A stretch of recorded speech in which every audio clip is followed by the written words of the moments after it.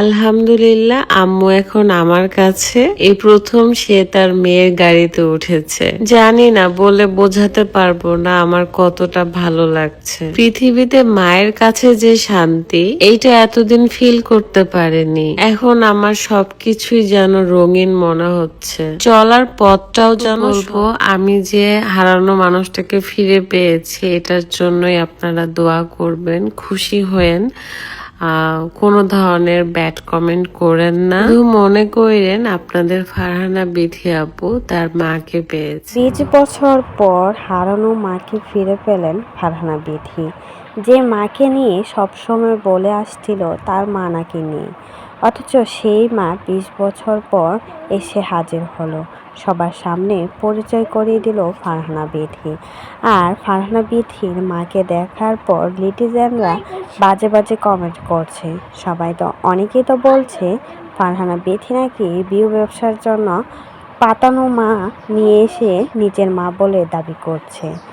সে নাকি বলেছিল তার মা নাকি এই দুনিয়াতে নেই। তাহলে 20 বছর পর তার মা কোথায় থেকে আসলো? তার বাবাকে ছেড়ে, তাকে ছেড়ে, তার বোনকে ছেড়ে ছোট কালেই চলে গিয়েছিল তার মা। কিন্তু কার সাথে গিয়েছিল, কিভাবে গিয়েছিল, কি হয়েছিল সেটা কিন্তু এখন পর্যন্ত ক্লিয়ার করে নাই ফারহানা বিথি। অথচ 20 বছর পর মাকে পরিচয় করিয়ে দিল সবার সামনে। এদিকে স্মৃতি মানে ফারহানা বিথির সবচেয়ে কাছের বান্ধবী স্মৃতির বিয়ের অনুষ্ঠান হচ্ছে, আর সেখানে ফারহানা বিথিকে দেখা যায়নি। তার ভিউজও ডাউন হয়ে গেছে, আর সেজন্যই নাকি মাকে নিয়ে এসেছে অভিনয় করার জন্য। এমনই বাজে বাজে মন্তব্য করছে ফারহানা বিথিকে নিয়ে সবাই। আসলে ফারহানা বিথির মা মারা যায়নি, তবে তাকে বাবাকে ছেড়ে চলে গিয়েছিল।